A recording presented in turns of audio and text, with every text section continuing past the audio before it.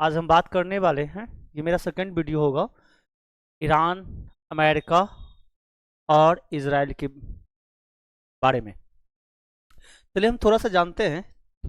कभी जो है अगर देखें तो भारत में खास कर करके 3 धाराओं में आदमी बटे हुए हैं। अगर देखें थोड़ा सा इसके बारे में जान ले लेते हैं पहले हम कि वो 3 धारा में क्या क्या है।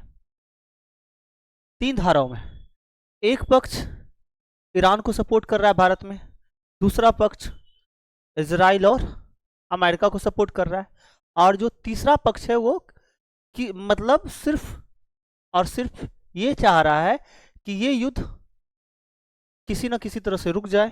ना वो भारत को ना वो इजराइल को सपोर्ट कर रहे हैं, ना अमेरिका को सपोर्ट कर रहे हैं, ना ईरान को सपोर्ट कर रहे हैं। बस ये चाह रहे हैं कि ये युद्ध समाप्त हो जाए।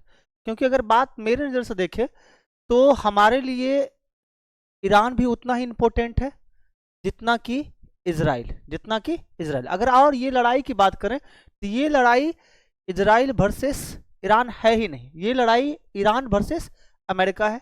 और अमेरिका ने जो है ना ईरान की सर्वोच्च लीडर अयातुल्लाह खुमैनी है ना को मार दिया है।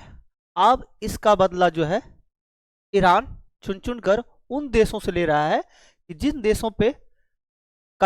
देशों के जमीन का यूज अमेरिका ने किया है। खास करके अगर देखें तो अरब कंट्री, और ईरान का जो रिवोल्यूशनरी गार्ड है उन्होंने अमेरिका को चेता दिया है कि भाई मेरे पास इतने हथियार हैं, क्योंकि 1979 से मैंने सिर्फ हथियार और ड्रोन ही बनाया है। इतने हथियार देख रहे हैं, मिसाइल का इतने हथियार हैं कि हम इस युद्ध को 15 साल तक भी जारी रख सकते हैं। और अमेरिका अब ईरान के सर्वोच्च लीडर अयातुल्लाह खुमैनी के मारने के बाद अब टेबल पर बैठ के बात करने की बात करता है। अगर बात करें अमेरिका का, तो अमेरिका का ये युद्ध और ईरान का ये युद्ध, ईरान अपने स्वाभिमान और अस्तित्व के लिए लड़ रहा है और अमेरिका वर्चस्व की लड़ाई लड़ रही है ताकि मेरी छवि ना खराब हो जाए। और दूसरी बात अगर देखें तो ईरान ने अब ये तय कर लिया कि भाई अब हम अमेरिका तक तो नहीं पहुंच सकते हैं, लेकिन अमेरिका को जो साथ दे रहे हैं, जो देश साथ दे रहे हैं, साथ देने वाले देश में अगर देखें तो साथ देने वाले जो देश हैं तो इसमें आता है कौन? तो इसमें आता है यूएई, है ना, UAE, Bahrain, Kuwait, Jordan, Syria, है ना। ये सभी इस सभी के जमीन पर अमेरिका का सैन्य ठिकाना है। और इसी सैन्य ठिकाने के जरिए अमेरिका ताबड़तोड़ हमला कहाँ कर रहा है? ये कर रहा है ईरान पे। कहाँ कर रहा है? ये ईरान पे। तो अब इनका कहना, अब ईरान का कहना है कि भाई हम अमेरिका तो सीधे नहीं लड़ पाएंगे, लेकिन जो जो देश इसका साथ दे रहे हैं हम उसको तबाह कर देंगे, हम भाई उसको मतलब छोड़ेंगे नहीं, है ना। और ये अगर मेरे समझ से देखा जाए तो ये लड़ाई तेल की लड़ाई है। ये लड़ाई क्या है? तेल। इस तरह से अमेरिका वेनेजुएला के राष्ट्रपति निकोलस मादुरो को कैदी बनाकर करके जो अमेरिका में रखे हुए हैं, तो अमेरिका का नजर ईरान के तेल पे, क्योंकि ईरान का तेल का क्वालिटी बहुत अच्छा है। और अमेरिका के इशारे पर जब ईरान काम नहीं किया या तेल का दाम नहीं रखा तो ईरान का 1 नंबर दुश्मन जो बन गया, कौन बन गया? अमेरिका बन गया। कौन बन गया? अमेरिका। अमेरिका हर उस देश का दुश्मन है जो अमेरिका का बात नहीं मानता है, जो अमेरिका के इशारों पे नहीं चलता है। खास करके अगर बात करें तो 2 देश ऐसे हैं जो अमेरिका का उतना वैल्यू नहीं देते हैं, वो है रूस, दूसरा है एक चाइना, है ना। बस ये 2 देश से ये खुद नहीं लड़ सकता है। इनको पता है कि अगर हम ये 2 देश से लड़ेंगे तो हम भाई तो तबाह होंगे ही होंगे, और वो देश भी हमको छोड़ेंगे नहीं। चलिए थोड़ा सा अगर आप बात करें तो ईरान ने खुली चेतावनी दे दी है कि भाई अरब को अब हम छोड़ेंगे नहीं। और अरब और ईरान, आखिर अरब भी मुस्लिम कंट्री है और ईरान भी मुस्लिम कंट्री है, तो फिर आखिर इतना हमला होने के बावजूद भी, ईरान के सर्वोच्च लीडर के मारने के बावजूद भी, क्यों कोई अरब कंट्री जो है ईरान का साथ नहीं दिया? पहले तो ये जान लेते हैं कि अरब में अगर देखें, अरब में तो अरब में और ईरान में फर्क है। यहाँ चुनाव होते हैं, यहाँ क्या होते हैं? ईरान में चुनाव होते हैं और अरब में चुनाव नहीं होती है। अरब में, है ना, महाराजा, है ना, महाराजा राजा का शासनकाल चलता है, जबकि यहाँ प्रत्यक्ष लोकतंत्र का चुनाव होता है। अरब जानकर भी जो है अमेरिका का साथ देना चाहता है। अगर जैसे दुबई हो, चाहे बहरीन हो, चाहे कुवैत हो, है ना, चाहे आप ले लीजिए सऊदी अरबिया हो, तो यहां पर सभी का शेख का चलता है। यहां पर कोई चुनाव नहीं है, एक राजा होते हैं, उसी से पूरा देश कंट्रोल होता है। अगर ये सभी देश अमेरिका के खिलाफ जाते हैं तो अमेरिका यहां पे विद्रोह करवा सकता है। क्या विद्रोह करवा सकता है? यहाँ की जनता को भड़का सकता है कि भाई ये राजतंत्र तुम्हारे लिए सही नहीं है। इस डर से भी ये देश सभी क्या करते हैं, अमेरिका का साथ देते हैं।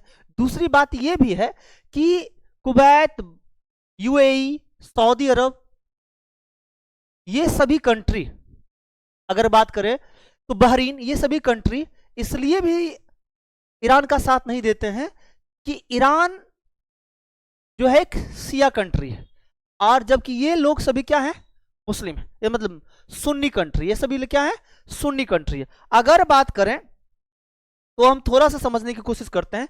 अमेरिका ने अब भीषण बमबारी करना चालू कर दिया है, और अमेरिका ने अपने B-2 बॉम्बर जो कि एक खतरनाक स्टील्थ बॉम्बर है, इसका काम होता है कि हैवी, है ना, हैवी हथियार को ले जाने के लिए, देख रहे हैं कितना कारपेट की तरह। और ये B-2 बॉम्बर अगर बात करें तो ये B-2 बॉम्बर जो है ना, हैवी हथियार, बहुत ज्यादा वजनी हथियार को ले जाने में सक्षम होते हैं, और ये रडार के पकड़ में भी नहीं आता है। दूसरी बात है ना, ये कारपेट बम्बिंग करता है। ये क्या करता है? Carpet bombing. जिस तरह से कालीन को बिछाते हैं उस तरह से बम को क्या करते हैं, बिछा देते हैं। और ईरान भी ठान लिया कि हमने भी जो है 1979 से सिर्फ कांचे नहीं खेले, हमने भी क्या किया, हथियार बनाया है, ड्रोन बनाया और मिसाइल बनाया है। इतना मिसाइल मारेंगे भाई, अमेरिका पे तो नहीं मार सकते हैं, लेकिन अमेरिका को जो साथ देने वाले देश हैं, है ना, उस पे इतना बमबारी करेंगे, इतना बमबारी करेंगे कि ये जो इतना हसीन नजारा जो दिख रहा है, वो नजारा तब्दील कर देंगे किसमें, खंडरों में। किसमें खंडर कर देंगे? खंडर। इतना मिसाइल मारेंगे, इतना मिसाइल मारेंगे कि खंडर बना देंगे। इनका अब ये मानना है। अब ये अगर बात करें तो अमेरिका और इजराइल के चलती ये युद्ध भाई लड़ कौन रहा है? अब इसमें अरब कंट्री वाले भी इन्वॉल्व हो गए। तो ये अमेरिका, जब से डोनाल्ड ट्रंप आए तो अमेरिका जो ये नीति अपनाई है, ये तीसरे विश्व युद्ध की तरफ ले जा रहा है। दूसरी बात, एक और चीज देखें तो हम ईरान से एक खबर निकल के आई है कि क्या खबर निकल के आई है, थोड़ा सा अगर देखते हैं ईरान से क्या खबर आई है। ईरान का एक शहर है, दक्षिणी ईरान में पड़ता है ये अगर देखें तो ये कहां पड़ता है, दक्षिणी ईरान में, यहां पे पड़ता है ये शहर। यहां पे एक दक्षिणी ईरान में एक जगह पड़ता है जिसका नाम है गेरास, है ना, गेरास, है ना शहर। कौन सा शहर है? गेरास शहर। कौन सा शहर है? गेरास। और यहां पर 4.3 से 4.5 का भूकंप देखा गया। ऐसा अनुमान लगाया जा रहा है कि कहीं ऐसा ना, और ये जो भूकंप आया है ये जमीन से 10 किलोमीटर अंदर तक आया। जमीन से कितना है? 10 किलोमीटर अंदर तक आया है। ये भूकंप, इतना तीव्रता का जो भूकंप तभी आता है जब कोई परमाणु विस्फोट होती है, तब ये इतना तीव्रता का भूकंप आता है। अगर भारत ने भी पहली बार जब अटल बिहारी वाजपेयी के समय में परमाणु परीक्षण किया था, तो उस टाइम का जो भूकंप का जो रिएक्टर स्केल भूकंप की तीव्रता जो मापी गई थी, तो 5 से 5.5 मापी गई थी। 5 से कितना? 5.2 के आसपास मापी गई थी। और छोटे परमाणु विस्फोट के लिए 4.3 से 4.5 काफी है। तो अब इस चीज का डर बना हुआ है कि कहीं ऐसा ना हो कि ईरान जो है उसी बीच में परमाणु विस्फोट तो नहीं करे, परमाणु बम तो नहीं बना लिया। दूसरी बात ये सर, ये यहां पर दिख रहे हैं, अब यहां पर अरब कंट्री वाले जो अमेरिका का साथ दे रहे हैं, उसका वाट लगा हुआ है, कहीं ऐसा ना परमाणु बम बना लिया हो। अगर परमाणु बम बना लेता है ईरान, अगर ईरान का परमाणु कार्यक्रम ये सच में परमाणु बम अगर बना लिया होगा, परमाणु विस्फोट अगर हो गया होगा, तो याद रखिएगा आने वाले जो भविष्य में है, इस शहर का नजारा जो होगा ये चेंज हो सकता है। या फिर ये चेंज अगर नहीं होगा तो ये युद्ध ज्यादा दिन तक चल नहीं सकती है ना। लेकिन ईरान को बार बार टॉर्चर करना, ये तो कहीं ना कहीं सही नहीं है। और एक चीज और की बात अगर देखें, एक न्यूज और निकल के आई है कि अमेरिका के द्वारा ईरान के लमसम एक स्कूल पे, है ना, जिसमें 120 बच्चे मारे गए हैं। तो सबसे पहले तो ये जान लीजिए कि भाई ये बच्चे जो मारे गए हैं, यहां तो पहले जनेवा कन्वेंशन का क्या हो रहा है, जनेवा कन्वेंशन का जो जनेवा प्रोटोकॉल का उल्लंघन हो रहा है। तो सबसे पहले जनेवा प्रोटोकॉल बनाया क्यों गया था, पहली बात। दूसरी बात, राष्ट्रीय मानवाधिकार आयोग की बात करता है अमेरिका। ये राष्ट्रीय मानवाधिकार आयोग अब कहां है, ये मानवाधिकार आयोग कहां है अब, है ना। तो याद रखिएगा, अमेरिका का सारा क्या है, जो सुरक्षा परिषद, ये सुरक्षा परिषद क्यों 1945 में बनाया गया था, इसलिए बनाया गया था सुरक्षा परिषद कि भाई भविष्य में कोई युद्ध को रोका, विश्व युद्ध को रोका जा सके, ऐसी कोई विश्व युद्ध भविष्य में ना हो। तो ये अमेरिका जब से डोनाल्ड ट्रंप आए हैं तब से पूरे विश्व को अस्थिर कर दे, कभी वेनेजुएला पे अटैक कर देना, कभी ईरान के राष्ट्रपति को मार देना, उसके प्रधानमंत्री को मार देना, है ना, ईरान के सर्वोच्च नेता को मार देना। तो ये अमेरिका की दादागिरी है, ये अमेरिका की क्या है, दादागिरी की बात करें।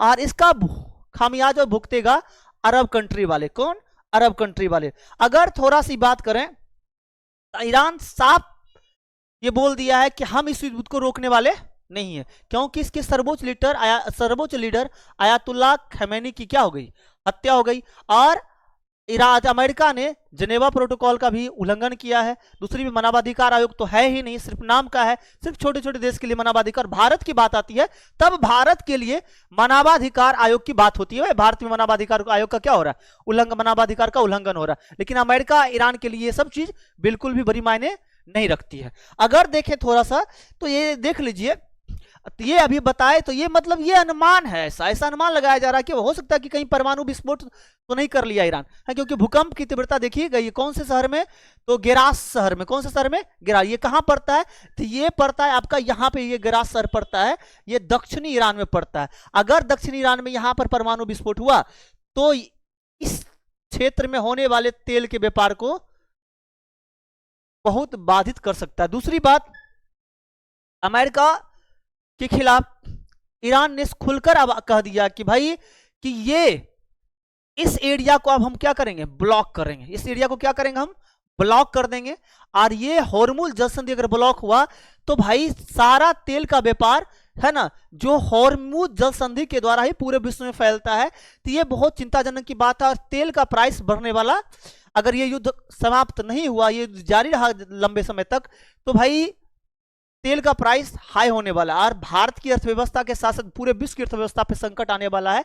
ये इसका मुख्य जिम्मेदार जो है अमेरिका है, और अमेरिका है ना, खास कर करके डोनाल्ड ट्रंप की नीति जो है इसका मुख्य जिम्मेदार है। दूसरी बात अगर बात करें तो हमारे लिए, अब हमारे लिए अगर बात करें तो हमारे लिए क्या इंपॉर्टेंट है, तो हमारे लिए ईरान भी इंपॉर्टेंट है, हमारे लिए इजराइल भी इंपॉर्टेंट, क्योंकि इजराइल से हम हथियार खरीदते हैं और ईरान से सस्ता दाम में हम तेल करते हैं। वही ईरान है, ये वही ईरान है जिस वक्त जो है जम्मू कश्मीर के खिलाफ 56 कंट्री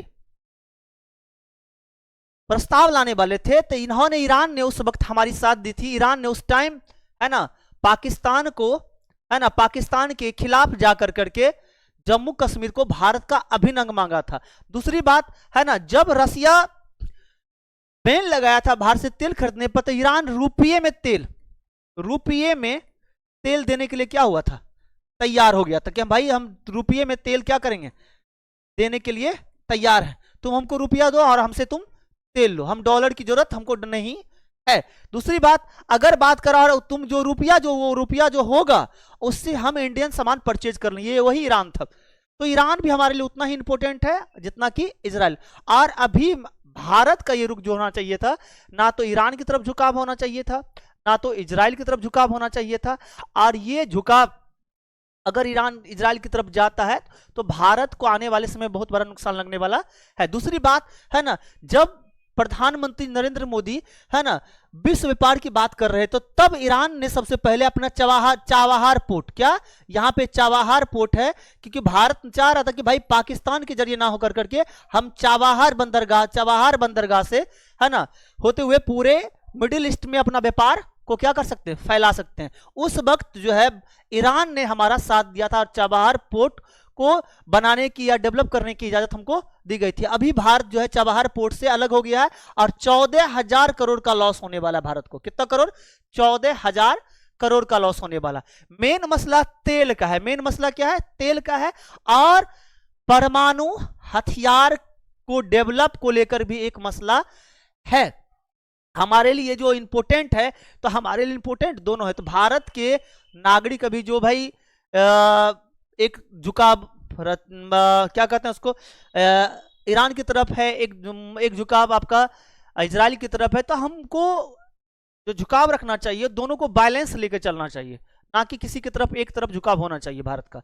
तो ये जान लीजिए कि आने वाले समय में ट्रंप के चलते अगर ये युद्ध लंबा खींचा तो ट्रंप के चलते एक भारी तबाही मच सकती है, पूरे देश संकट पे आ सकता है। ये ट्रंप इसके भारी